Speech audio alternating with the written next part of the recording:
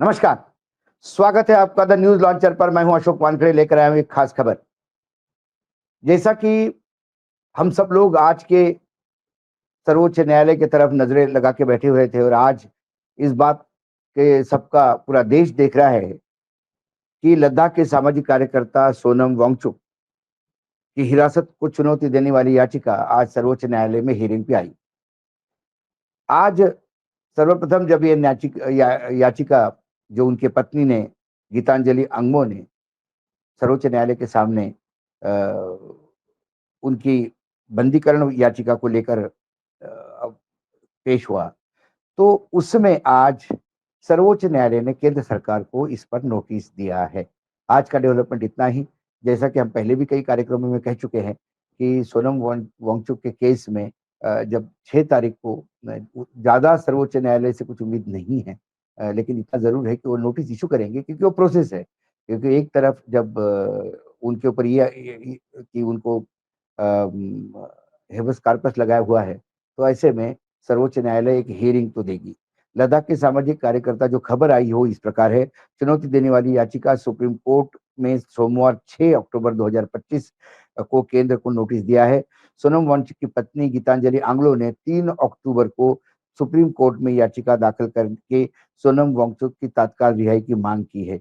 Geetanjali Anglo ने NSA के तहत सोनम की गिरफ्तारी को अवैध बताया। उनकी तरफ से पेश वकील कपिल सिब्बल ने उन्हें डिटेंशन ऑर्डर की कॉपी नहीं दी गई। लद्दाख प्रशासन के लिए पेश सॉलिसिटर जनरल तुषार मेहता ने कहा कि वांगचुक को सारी जानकारी दी गई है। जोधपुर जेल में उनके भाई से उनकी मुलाकात भी करवाई गई है, लेकिन इस बारे में मेहता जी चुप थे कि उन्हें डिटेंशन ऑर्डर की कॉपी क्यों नहीं दी। क्योंकि जब आपको लड़ना होता है कोर्ट में या न्यायपालिका के सामने जाना होता है, तो ये बट नेचुरल है कि आपको डिटेंशन किस ग्राउंड पे किया, इस ग्राउंड के बारे में भी जानकारी चाहिए।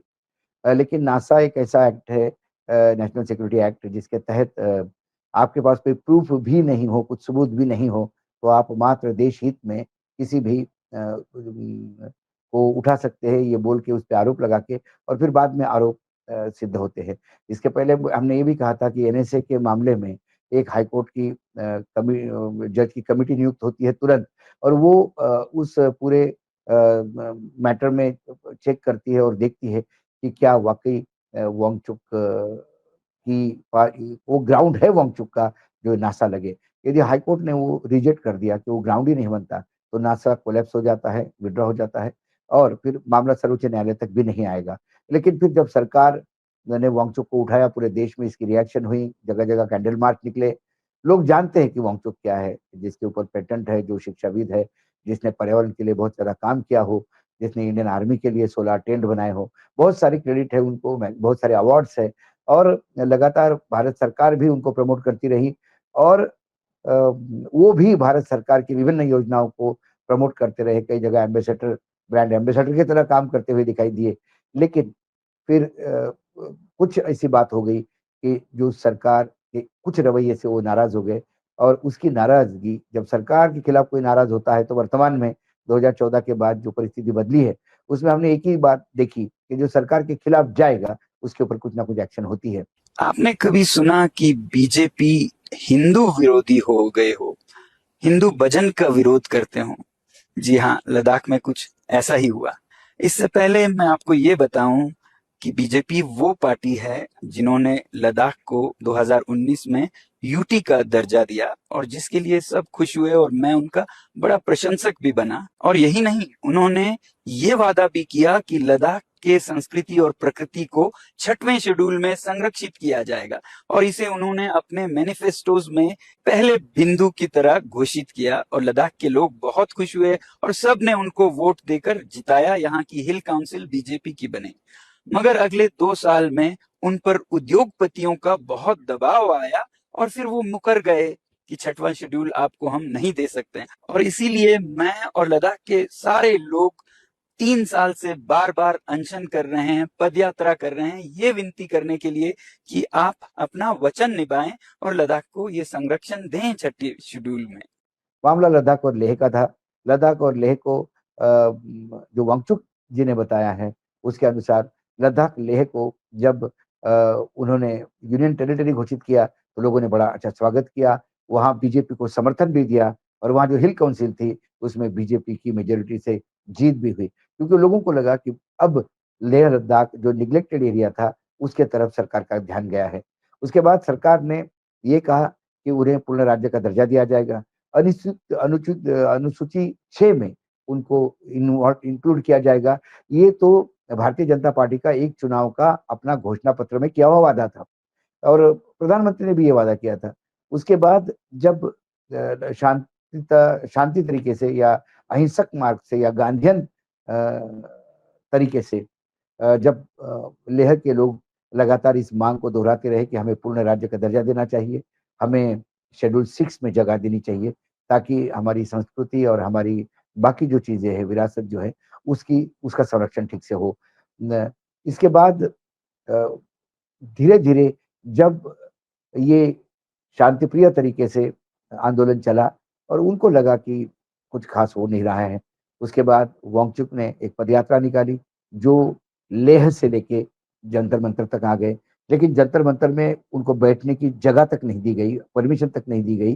तभी एक बात तो उनको समझ में आ गई कि सरकार अब उनकी माँग को अब उस तरीके से देखना नहीं चाहती। सरकार अब बदल गया है सरकार का रवैया और उसके बाद वो अनशन शुरू हो गया। एक वीडियो भी मार्केट में आया था अनशन के चौथे दिन बाद जहाँ वांगचुक ये कहते हैं कि मेरा चौथा दिन है, मेरा सेंस ऑफ ह्यूमर बचा हुआ है लेकिन मैं अभी बहुत थक गया हूँ और मैं आपसे कोई नई चीज़ नहीं माँग रहा हूँ। आपने जो घोषणा पत्र में भारतीय जनता पार्टी ने जो किया वो घोषणा पत्र में जो आपने कहा वो लागू कीजिएगा, हमें पूर्ण राज्य का दर्जा दीजिएगा। लेकिन साथ में वांगचुक ये भी कहते हैं कि कुछ उद्योगपतियों के चलते उनको उनके फ़ेवर के चलते या उनको सुविधा देने के चक्कर में आप वादा-खिलाफ़ी कर रहे हैं, आप लेह लद्दाख के साथ गलत कर रहे हैं। लेह लद्दाख में लगातार ये बात भी दबी जुबान से सामने आती रही हमेशा कि कुछ ना कुछ ऐसा है कि जहाँ क्या अडानी का इसमें कुछ इंटरेस्ट है। हालाँकि डायरेक्ट नहीं, कुछ लोग कहते हैं कि अडानी जी का वहाँ सोलर प्लांट भी आने का चल रहा था। उसकी भी जानकारी हमारे पास नहीं है लेकिन जो चर्चाएँ हैं। लेकिन एक बात ज़रूर है कि लेह लद्दाख में सोना, तांबा, शीशा, जस्ता, जिप्सम, मैग्नीशियम लाइमस्टोन, क्वार्ट्ज जैसे मटेरियल जो खनिज है वो अपूर्व उसका भंडार है। साथ में जो बातें सामने आई हैं यूरेनियम और थोरियम, ये 2 धातु जो है खनिज, इसका भी वहाँ भंडार इंडिकेशंस मिले हैं और ये एक बहुत बड़ा उद्योगपतियों के लिए एक जगह हो सकती है जहाँ वो एक्सप्लोर करते हैं। शेड्यूल 6 में आप जाएँगे तो फिर खनन के लिए तकलीफ हो जाएगी। पूर्ण राज्य का दर्जा मिलेगा तो फिर वहाँ की सरकारें तय करेगी आपको देना है या नहीं देना। यदि ये यूनियन टेरिटरी बनी रहेगी तो फिर ये केंद्र के अधीन रहेगी और जब केंद्र के अधीन होती है तो किसी एक उद्योगपति को लगातार जगह मिलती है, हमने देखा। अब केंद्र सरकार को नोटिस मिला है, केंद्र सरकार इस नोटिस का जवाब देंगे। इसी के बीच जो मैंने कहा एनएसए को लेकर एक हाई कोर्ट के जज की कमेटी नियुक्त होती है। सारी नज़रें उधर भी है कि क्या ये कमेटी नियुक्त होगी? कमेटी अभी तक नियुक्त हो जानी चाहिए थी, लेकिन अभी तक नियुक्त नहीं हुई। क्या सरकार समय निकालना चाहती है? क्या सरकार के पास वही कारण है जो अनिल देशमुख हो गया या हेमंत सोरेन हो गए या अरविंद केजरीवाल हो गए कि जिनके खिलाफ कोई पुख्ता सबूत तो नहीं है, लेकिन हियर से या किसी के एफिडेविट पे या किसी के कहने पे उन्हें उठाया गया। ऐसा ही एक मामला सोमेन वांगचुक के बारे में भी है। उनके ऊपर जो लगातार नासा इसलिए लगा कि वो इस आंदोलन को उन्होंने भड़काया। तो यदि उनके वीडियोज़ देखा जाए, यदि उनकी बातचीत, उनका जो भाषण है, जो कई बार हमने कम से कम 2-3 प्रोग्राम में वो भाषण हमने सुनाया। उन्होंने वही कहा जो मोहन भागवत जी ने दशहरे के दिन कहा। उन्होंने कहा कि हमें जेन ज़ी जो है, जो आज की जनरेशन है, वो बहुत इम्पेशेंट है। मतलब उनके वादे यदि उनके नहीं निभाए गए, तो वो रिएक्ट करती है, सवाल पूछती है, आपको उसके लिए तैयार रहना चाहिए। लेकिन साथ में उन्होंने कहा कि नेपाल, बांग्लादेश, श्रीलंका में जो हुआ, वो हमारे देश में नहीं होना चाहिए या लेह लद्दाख में नहीं होना चाहिए। उन्होंने कहा कि हम शांत तरीके से हमारा आंदोलन चलाना चाहते हैं। हम महात्मा गांधी के मार्गों पे चल के, उनके मार्गदर्शन, उनके दिए हुए जो जो शिक्षाएँ हमको, उसी के अनुसार हम चलेंगे। उन्होंने कहा कि यदि हिंसा होती है, गोलियाँ चलती है, तो नाहक लोग मारे जाते हैं। क्या हम मरने के लिए आए हैं? नहीं। हमें लद्दाख से प्रेम है, लद्दाखियों से प्रेम है, तो हमें शांतिपूर्ण तरीके से काम होना होगा। फिर ये वायलेंस कहाँ से आ गया? जब ये आंदोलन शांतिपूर्ण तरीके से चल रहा था, तब एकाएक जब अनशन पे 15 दिन के बाद कुछ लोगों की तबीयत बहुत सीरियस हो गई और फिर लड़कों को लगा कि शायद ये मर भी जाए तो भी सरकार को कोई फ़र्क नहीं पड़ता। ऐसी बेदिल सरकार, ऐसी सरकार जो अपने नागरिकों की बात भी सुनने को तैयार नहीं है, ऐसे सरकार को क्या फिर हिंसा के दृष्टि से ही बोला जाएगा? और इसके बाद अनसुनी हुई। बहुत दुर्भाग्य है, वो नहीं होना चाहिए था। वांगचुक ने तुरंत अपना पूरा एजिटेशन ही वापस ले लिया। उन्हें कहा कि ऐसा आंदोलन जिसमें हिंसा हो मैं नहीं कर सकता। महात्मा गांधी ने भी कई बार आज़ादी के आंदोलन में अपने आंदोलन वापस लिए क्योंकि आंदोलन हिंसात्मक मोड़ पे चला गया था। कई चीज़ें हैं जब हम उसको पैरेलल देखते हैं, तो क्या वांगचुक अलग कह रहे थे, जो मोहन भागवत जी कह रहे थे? क्या वांगचुक अलग कह रहे थे, जो महात्मा गांधी कह रहे थे? वांगचुक ने क्या कहा? क्या आपने जो वादे किए थे चुनाव घोषणा पत्र में, यदि वही दिखा के उन्होंने आपको पूछा कि मैं गलत कहाँ हूँ, तो नासा कैसा लगता है? उनके पाकिस्तानी कनेक्शन पे सारी दुनिया हँस रही है, क्योंकि पाकिस्तान में जो संगोष्ठी आयोजित हो गई थी, उसमें अकेले वांगचुक नहीं, कई लोग गए थे भारत में से, तो उसमें से वांगचुक ही सिंगल आउट क्यों हो गए? वहाँ डॉन नाम का अखबार है, उसके साथ मिलकर यूनाइटेड नेशंस ने वो कार्यक्रम किया। फिर हिमालय से जुड़े हुए तमाम देशों का भी एक छोटा संगठन है, उसमें भी लगातार पर्यावरण और हिमालय को बचाने की बात होती है। इस वजह से लगातार उनका देश भ्रमण भी होता रहा है।